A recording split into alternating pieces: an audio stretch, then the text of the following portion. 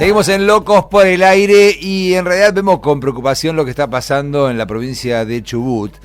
Digo esto porque la situación, si bien está complicada en muchos lados, en este caso los estatales de Chubut están pasando por una situación hartamente complicada, y no solamente que no están cobrando ni en tiempo ni en forma, sino ni lo que corresponde, sino que también son reprimidos. Y bueno, ahora comienza la cuarta semana de conflicto, luego de una fuerte represión que han sufrido también docentes y estatales de esa provincia. Por eso estamos en comunicación con el secretario general de la Regional Sur de ATECH, la Asociación de Trabajadores de la Educación de Chubut, Daniel Murphy, que fue también uno de los detenidos de la semana pasada. Daniel, ¿cómo te va? Buenos días.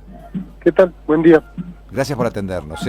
Al contrario. ¿Podemos? Gracias a ustedes por la preocupación. No, al contrario. Queremos que nos contextualices un poco para que toda la gente de aquí, de La Plata específicamente, pueda entender un poco qué es lo que está pasando en Chubut. Bueno, nosotros tuvimos ya el año pasado un conflicto muy fuerte con el gobierno provincial, que avanzó con todo, con el ajuste, había congelado salarios, etcétera. Un conflicto que se saldó a favor de los trabajadores estatales, nucleados en una mesa de unidad sindical provincial, que logró reivindicaciones importantes en lo salarial, pero quedaron cuestiones colgadas o pendientes porque siguió el saqueo de la obra social, siguió el problema de los edificios, la falta de infraestructura, la falta de inversión en infraestructura. Este año, como consecuencia de la lucha del año pasado y en vista de las elecciones, el gobierno accedió, digamos, bastante rápido a firmar paritarias que como mínimo resguardaron el principio de nuestro salario de la inflación. Ese acuerdo salarial incluyó la cláusula gatillo en el caso de los docentes, los 3 trimestres, el primer trimestre no, el resto de los trimestres del año se compensa la inflación con la cláusula gatillo. Sí.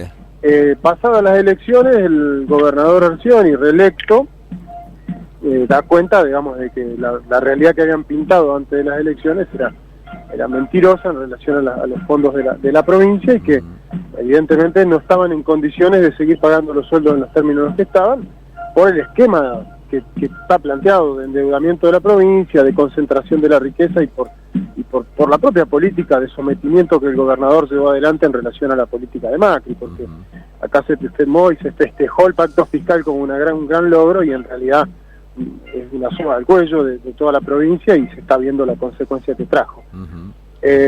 A raíz de eso empezó el pago escalonado, digamos. El pago escalonado significa que pagan en primer término aquellos que tienen salarios menores a 40.000 pesos de bruto, hay que decir que de bolsillo es bastante menos. Después, en una segunda etapa, ya todo fuera de término, todo pasado, el primer rango acaba de cobrar el sábado pasado, recién el sueldo de julio, y sin la cláusula gatillo, sin el aumento. Y así vamos a ir cobrando hasta, no se sabe si se cobra en agosto el sueldo de julio aquellos que superan los 65.000 pesos de salario bruto. Es decir, que una situación muy complicada, con una obra social que, en función de todos los fondos que se han ido quitando de la obra social, está prácticamente paralizada, no funciona casi nunca. Muchos prestadores directamente ya no brindan servicio a los afiliados de cero. Estamos hablando que entre afiliados directos e indirectos en la provincia el 20% de los chubutenses dependemos de la obra social de la provincia, de la obra social que se llama Ceros. Es decir, que es una situación muy, muy crítica, que nosotros venimos, denunciando que se iba a ir agravando, y así sucedió.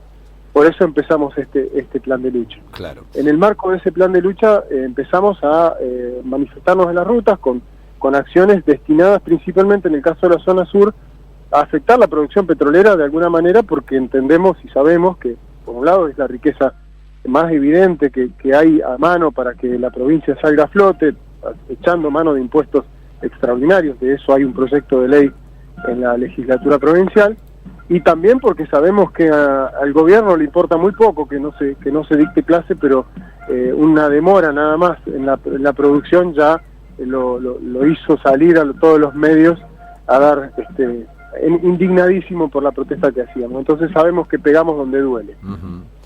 Daniel, y en ese... sí, perdón. Quería preguntarte si, digamos, la idea es continuar con estas medidas de fuerza hasta que haya una reacción concreta por parte del gobierno provincial. Sí, esa es la intención. Hoy estamos de vuelta en la ruta después de lo que fue el viernes.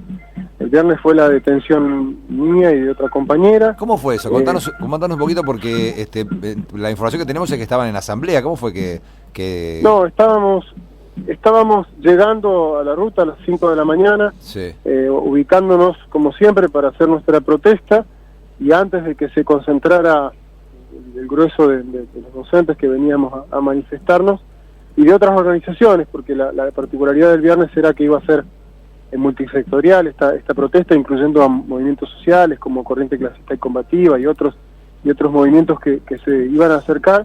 Antes de que se concentraran, un operativo de más de 100 efectivos de policía se desplegó sobre nosotros y directamente nos detuvieron, ¿no? Rápidamente al suelo, un par de golpes y nos metieron al móvil policial. Sí. Primero a mí y después a Magali, a la compañera. Eso fue lo que pasó, y estuvimos detenidos casi 9 horas, sin que nos dieran ninguna orden de detención, sin que tuvieran, ni siquiera nos habían dicho cuál era la causa que se nos imputaba. Fue todo absolutamente ilegal. Sí. Primero estuvimos incomunicados incluso un rato hasta que pudimos informar dónde estábamos. La preocupación fue creciendo, obviamente, porque no se sabía qué iba a pasar con nosotros ni dónde estábamos. Yo sufrí un traslado primero del lugar donde estoy ahora, que es donde estuvimos el viernes también, a una comisaría, y después de esa comisaría a otra comisaría distante 30 kilómetros. Bueno, todo dentro de lo que habitualmente sucede en estos operativos represivos, que es para distraer la atención y no tener a la gente concentrada reclamando. La respuesta en la provincia fue instantánea y muy importante. Hubo cortes en toda la provincia, era una jornada de lucha, por lo tanto estaban ya movilizados los compañeros, y esto potenció esa jornada de protesta en toda la provincia, en localidades muy pequeñas y en ciudades también un poco más mayores. También hubo protestas, y eso obligó al gobierno a que, tenían que resolver de alguna manera, y nos liberaron alrededor de las 3 de la tarde. Estábamos en libertad de nuevo, volvimos a la ruta y seguimos con la lucha. Claro. Daniel, esperemos que así como se resolvió en este caso la situación de ustedes saliendo de la detención, que el gobierno también tome nota de lo que está pasando y pueda acomodar un poco la situación, porque por lo que vos contás realmente es realmente más que preocupante, ¿no? Hoy tiene una audiencia de mediación entre el gobierno y la Mesa de Unidad Sindical. En realidad esto tiene que ver con el habeas corpus preventivo que se presentó el viernes ante las detenciones. Sí. Esto se da en Rawson, a 370 kilómetros de Comodoro, donde estamos nosotros ahora. Claro. Y no tiene otro fin que, que seguir con el procedimiento judicial. No permite una conciliación real, porque el gobierno va a ir a esa reunión a victimizarse, a inventar cualquier situación que no tiene nada que ver con la realidad, y no aparecen soluciones. Hoy ni siquiera está el que tiene que avanzar en la solución, que es el ministro de Economía, no está en la provincia hasta mañana. Recién esta semana se supone que va a haber una reunión con los legisladores, el gobierno y la Mesa de Unidad Sindical, en la que tendrían que aparecer los números de la provincia, porque no se sabe de qué tamaño de problema estamos hablando. O sea, se sabe del endeudamiento, se habla de un endeudamiento de más de $1.000 millones. Es decir, eso es aproximadamente equivalente, con el valor del dólar actual, por supuesto, al total del presupuesto provincial de todo un año. Claro. Es decir, es un endeudamiento muy importante. No se sabe el destino de la totalidad de esos fondos. O sea, se fue tomando deuda en dólares en una parte, y en otra parte con intereses muy altos, pero no se sabe a dónde fueron a parar una parte de esos fondos. Es decir, la situación es mala porque este gobierno ha sido malo. Claro. La gestión ha sido espantosa. No se hacen cargo de eso, siguen echándole la culpa a otros, pero son los principales responsables de que la provincia hoy esté endeudada como lo está, y que principalmente está endeudada con la comunidad, porque cuando se endeuda con los estatales, se endeuda con la salud, con la educación, perjudica al conjunto de la comunidad. Nosotros estamos planteando que antes de pagarle a los acreedores que le prestaron plata a la provincia, tiene que pagarle a los trabajadores, a la comunidad, resolver esos problemas, y después, veremos cómo sigue el tema, pero no se puede seguir así. Daniel, te agradecemos mucho este ratito con nosotros, ¿eh? Al contrario, gracias a ustedes. Que tengas un buen día.